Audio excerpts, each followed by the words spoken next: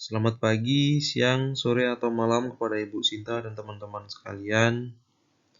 Saya Yohanes Bima Riandra Putra dengan NIM 202214035. Di sini saya akan menjelaskan materi pilihan kata atau diksi guna memenuhi tugas mata kuliah Bahasa Indonesia. Mari bersama-sama kita menyimak video yang sudah saya sajikan berikut ini.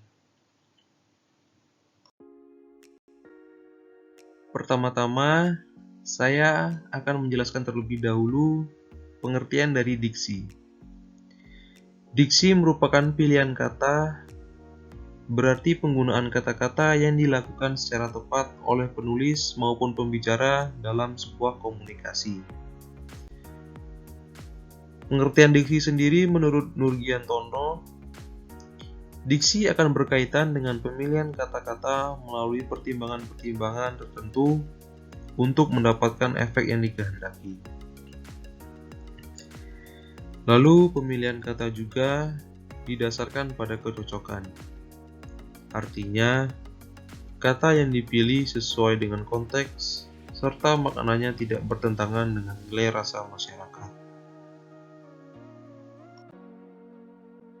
Lalu, di sini ada 3 hal yang menjelaskan mengapa diksi atau pilihan kata itu sangat penting. Yang pertama, diksi atau pilihan kata merupakan hal yang sangat penting dalam penggunaan bahasa Indonesia. Yang kedua, pemilihan kata yang tepat akan menghindari makna ganda yang muncul dari sebuah frasa atau kata. Lalu, hal yang ketiga, tanpa adanya pemilihan kata yang tepat, pesan tidak akan tersampaikan dengan tepat kepada pendengar atau pembaca. Tanpa berlama-lama, di sini saya sudah menyajikan 10 contoh kata dalam bahasa Indonesia yang penggunaannya sering sekali tidak tepat. Dan saya juga sudah menyajikan perbaikannya atau penggunaan kata yang lebih tepat.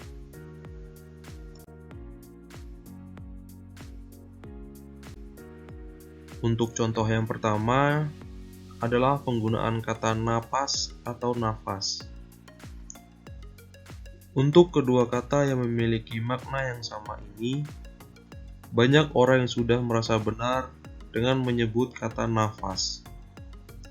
Padahal, kata baku yang tepat atau yang sesuai dengan Kamus Besar Bahasa Indonesia adalah kata napas. Jadi, akan salah jika kita membuat sebuah kalimat dengan menggunakan kata nafas.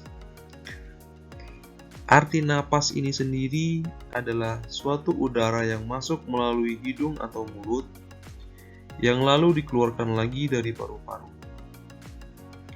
Semua makhluk hidup pasti memiliki napas. Tidak hanya manusia saja, tetapi juga hewan dan tumbuhan. Hanya saja, mereka memiliki alat pernapasan yang berbeda. Lalu selanjutnya masuk contoh yang kedua, yaitu penggunaan kata praktik atau praktek. Salah satu kata yang ejaannya sering keliru adalah kata praktik. Seringkali banyak orang yang menulisnya dengan kata praktek. Padahal praktek bukanlah kata yang baku. Melansir dari Kamus Besar Bahasa Indonesia atau KBBI, praktik adalah pelaksanaan secara nyata apa yang disebut di dalam teori.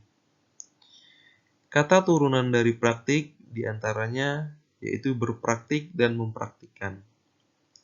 Selain itu, ada juga istilah praktikum, yakni bagian dari pengajaran atau pelajaran praktik. Contoh penggunaan kata praktik dalam kalimat seperti ini. Siswa di sekolah sedang praktik dalam penggunaan komputer. Selanjutnya, masuk ke contoh yang ketiga, yaitu penggunaan kata lembab atau lembab.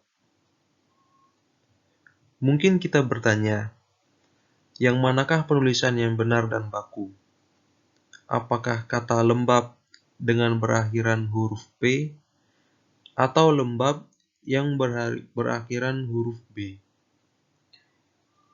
Penulisan yang benar dan baku adalah kata lembab yang berakhiran dengan huruf P, bukan B. Dalam Kamus Besar Bahasa Indonesia atau KBBI, lembab artinya adalah mengandung air atau tidak kering benar, lalu tidak nyaring bunyinya seperti gendang yang kendur. Contoh penggunaan kalimat lembab: kata hujan kemarin, tanah masih lembab. Lembab benar rebana itu, jemurlah sebentar. Selanjutnya, penggunaan kata presensi dan absensi. Presensi adalah sebuah kata yang seringkali disandingkan dengan absensi. Hal ini tidak mengherankan karena absensi sendiri memiliki arti berkebalikan dari presensi. Presensi adalah kehadiran, sedangkan absensi memiliki makna ketidakhadiran. Namun banyak dari penggunaan kata absensi untuk menggambarkan suatu kehadiran. Tentunya kita, khususnya mahasiswa, sudah tidak jarang mendengar kata titip absen atau tolong untuk minta diabsenkan. Maksud di sini adalah untuk meminta tolong agar dipresensikan sehingga orang tersebut terhitung sebagai hadir. Namun penggunaan istilah absen di sini tentu tidak tepat, karena seharusnya ia memakai kata presensi. Kata absensi bukan berarti mendata sebuah kehadiran, melainkan mendata orang-orang yang tidak hadir. Jadi, bila ada daftar absen, maka hal tersebut dikhususkan untuk orang yang tidak hadir. Sementara itu, daftar presensi adalah daftar orang-orang yang hadir di tempat tersebut. Selanjutnya, penggunaan kata analisis atau analisa. Tidak sedikit dari kita bingung dengan penulisan atau penggunaan kata analisis atau analisa ini, terutama dalam sebuah karya ilmiah. Lalu, apa sebenarnya perbedaan antara keduanya? Jika merujuk pada Kamus Besar Bahasa Indonesia atau KBBI, analisa merupakan kata yang tidak baku dari analisis. Maka, penulisan yang benar sesuai dengan EYD atau ejaan yang telah disempurnakan, penggunaan kata analisis adalah penggunaan kata yang paling tepat.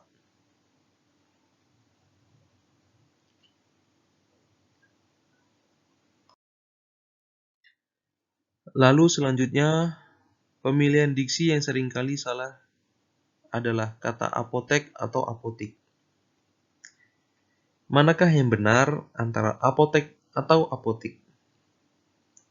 Jika kita menilai dari Kamus Besar Bahasa Indonesia, kata yang benar adalah kata apotek. Namun, jika kita sering melihat tulisan yang ada di pelang yang terpampang di depan atau di samping apotek, seringkali ditemukan tulisan apotik, seperti gambar yang sudah saya sediakan. Apotek sendiri menurut KBBI adalah tempat meramu dan menjual obat berdasarkan resep dokter, serta memperdagangkan barang-barang medis, dan apotek juga sering disebut sebagai rumah obat.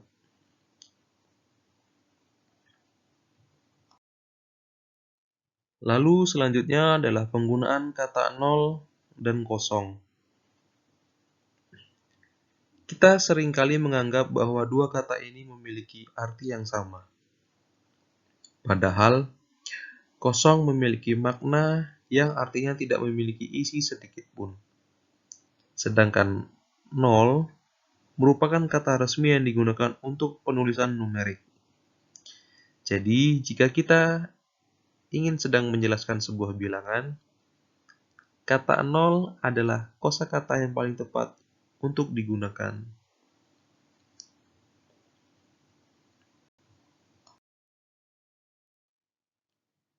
Selanjutnya, penggunaan kata silahkan atau silakan.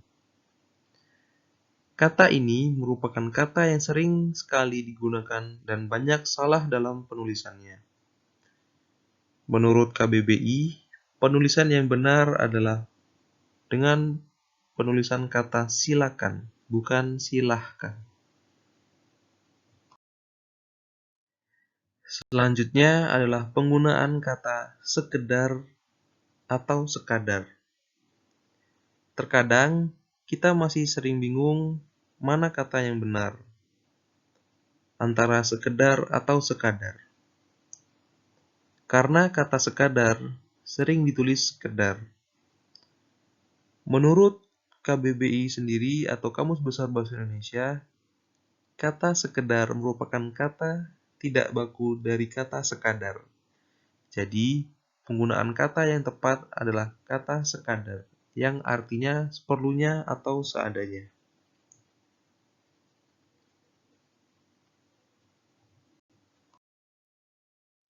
Lalu selanjutnya untuk contoh yang terakhir adalah penggunaan kata peduli dan peduli.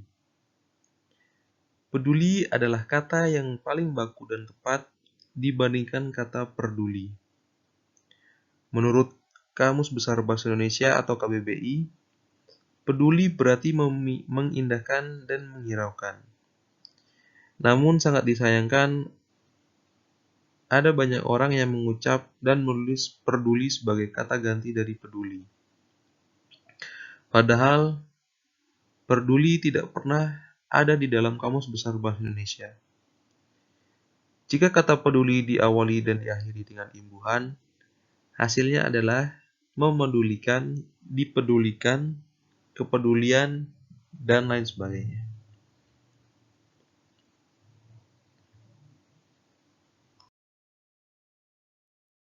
Sekian pemaparan materi dan contoh-contoh penggunaan kata dalam bahasa Indonesia yang sering disalahgunakan dan berikut dengan perbaikan-perbaikannya. Saya mohon maaf jika ada kesalahan kata maupun kesalahan dalam penjelasan materi ini. Terima kasih.